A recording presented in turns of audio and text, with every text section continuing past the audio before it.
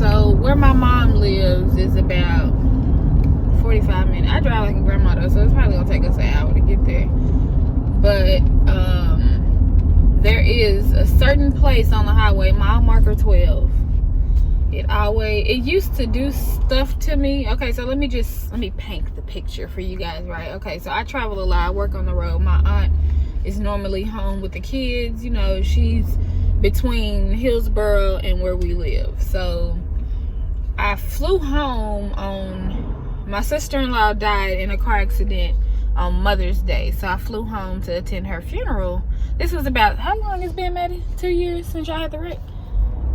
Yes. Yeah, okay, so this has been about 2 years ago. I flew home for my sister-in-law's funeral. And then we went to the funeral on that Saturday, and that Sunday I was home and I was gonna fly back out to meet my parents on the road on Monday. So my aunt still had my kids and my car. So I was like, hey, on Sunday, y'all come back from Hillsboro, come home so I can spend Sunday with them before I go back on the road. Monday, what is that? Oh, no. What are those? Alpacas? I never saw one before. I know, those look like alpacas. Anyway, so Sunday, you know, I told her bring the kids home or whatever. So I'm laying down to take it. Maddie, don't be telling your teacher that. Anyway, I forgot where I left off, but okay, so I lay down and I text Kennedy and I said, how far are you guys? And she said, and Princess said we're about 20 minutes away. And so I'm like, okay, I got time to catch me a little nap. She texts me, I love you, after that. So I was like, she about to be home in 20 minutes. I can just tell her in person that I love her. So I roll over, go back to sleep. About 20 minutes later, my phone rings and it's from an unknown number. I say, hello? And so the first thing I hear is Madison, my oldest daughter, Madison. Show your face. She's screaming in the background, is Kennedy alive? Is Kennedy alive? And so I just instantly thought about her texting me I love you and me not responding to her right away. And so the man says, hello, my name is, I forgot his name, I forgot the man's name. Anyway, he said, I'm here with your daughter Madison. She asked me to call you. They've been in a really bad car accident. So I started freaking out. Ace had left to go do something, but I think he was on his way back. And so I was like, babe, you gotta come, you know, come now, the girls have been in a wreck. He was like, I already know, Sita called me. You know, so we rushing in the car. So as I'm getting in the car, I'm trying to gather more information from the guy. I keep calling. I was like, hey, is everybody alive? Is everybody okay? He said, everybody seems to be alive. Everybody seems to be okay. I think Kennedy had just passed out, which is why Madison was yelling, is Kennedy alive? So he says, everybody's okay. So I'm about 25-30 minutes from where the wreck is. So we get in the car, we drive, and we hop on the highway. We drive and we hit traffic. We know that the traffic is from the car accident that our kids are in. So people are being really, really, really rude. They wouldn't let, we was trying to drive on the shoulder to bypass all the traffic. People, you know, people do that little dumb thing where they get over so to cut you off because they think, I gotta wait, you gotta wait too. Little did they know, I'm just trying to get to my kids and my aunt who had been in a car accident. So I get out the car, I'm running down the shoulder, I'm knocking on people's windows. Please let us over. My husband, he mad at this point. He ready to hop out the car, snatch people out their car because people looking like, all right, some people let us over, but some people didn't. So I'm calling the man again. Hey, I'm trying to get there. We are stuck in traffic. I'm getting there like as fast as I can. What I did know is that people had pulled over, got out their cars, gave my kids water, my aunt umbrella, because it was really hot. This was during the summer. People were giving them water, words of encouragement. Madison was banged up the most. So as we're about to exit or reach the exit where the car accident was, mile marker 12, I always remember mile marker 12. It always has a special place in my heart because I feel like God showed up there that day. Okay. Anyway, I get there. I see a helicopter, a care flight, pass us. Then I see 2 ambulances passing us. So I'm like, care, like, you know, I think when people get airlifted, like, it's life or death. So I called him in back. I was like, hey, you said everything was okay? He's like, ma'am, the EMTs are here right now, they're working, your oldest daughter Madison is the one who had to be care flighted. So in my mind, I'm thinking the worst. I'm like, you know, I'm thinking, could she be my mind is just going all different places. So we exit, flip a U-turn. We got to go back 30 minutes the other way because they're taking them to the children's hospital. That's back where we just came from. I'm just spitting. They took us to the children's hospital back 30 minutes where we just came from. So the whole time I'm riding, I'm just trying to make sure I know where everybody is. Aunt Princess is in an ambulance. Madison, I know is in helicopter care flight. The other Kennedy, Sita, which is our oldest, she was in an ambulance, but nobody knew where Riley was. So I was calling. I was like, hey. They was like, no, we only counted da-da-da. I was like, somebody better tell me something. So my husband really gunned it. So we getting to the hospital. I called family members because a lot of my family members were closer, so they beat me to the hospital. So I get there, I'm thinking Riley is lost, she's scared, maybe she had to ride in an ambulance by herself. I get there, And that little girl popping willies in a wheelchair. She had like a little scratch on her face. So let me just go back.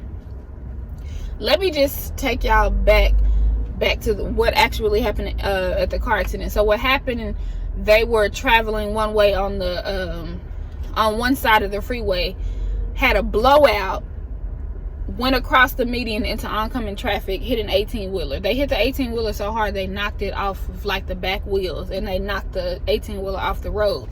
Everybody passes out. Riley said, Mom, I looked up and I thought everybody was dead. So she said, I just laid on Kennedy's lap and I just started crying. She was like, I was thinking, what will Mama say? Don't panic. Don't panic. So I guess everybody started coming to, like waking up. She was like, Mama, I remember Aunt Princess being in the back seat. Aunt Princess was driving, but the seat had broke, and so she had laid kind of back. I'm gonna show y'all, I'm gonna insert a video of what the truck looked like after the car accident. Anyway.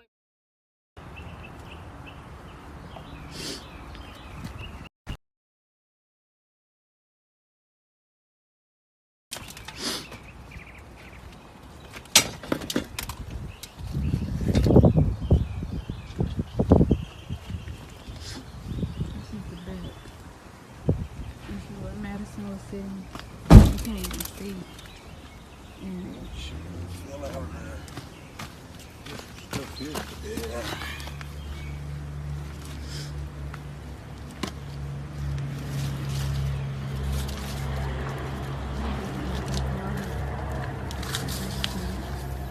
Anyway, but Riley said she seen people start coming, so she kind of ducked because the car was caved in the middle. So she said she ducked, pulled the unlocked the door so people could unlock the door. She said she noticed her sisters and my aunt and everybody start waking up, and you know, it really broke my heart because I'm like, man, you know, just imagine a kid having to wake up, she thinking everybody dead, you know what I mean? So I get to the hospital, I'm like already trying to lay eyes on the girls. I lay eyes on Riley, she popping willies. Kennedy, her mouth was really busted up. Yes. Kennedy's mouth was busted up. Kennedy's mouth was busted up, and she had, I think, maybe another like scratch or something. But I had a concussion. Yes, everybody had a concussion. Let's just start there. Everybody had a concussion. And Princess had teeth knocked out. She broke her ribs, a couple of ribs, and she had a concussion. So everybody, I check on everybody. Get in there to Madison. Oh my gosh, Madison broke her. What did you break, Madison? So I broke my wrist and my little, what's it Stop called? talking like that. Bone. Clavicle. And She broke. She'd be so disgusting. She'd be like, It still give her issues nowadays. Ew. So I got there, they was like, okay, she broke. They told me everything that she broke. She had a big gash in the back of her arm, so they had to stitch that up. Yeah, it's keloid now. Wait, But can I anyway, yeah, you want to show? Yo, That's where the scar was. I just want to cut it off. It's keloid. But anyway, so they were like, man, we're gonna have to take her into like a little surgery. We gotta mend some bones. Madison was banged up. She was on the side.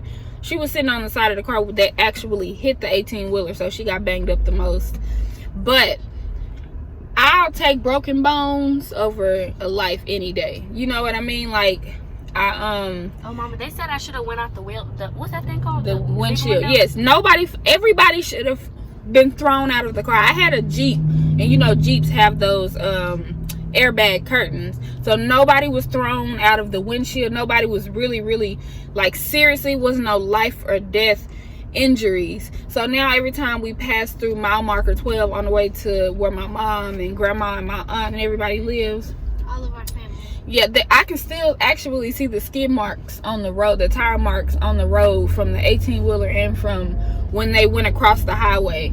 So mile marker 12 holds a special place in my heart. You know, every time when they first had the wreck, then I had to drive through there, I would get kind of sad. But then what really made me realize it was like God was here. Jesus was there to save us. It wasn't our time to go. Say it again.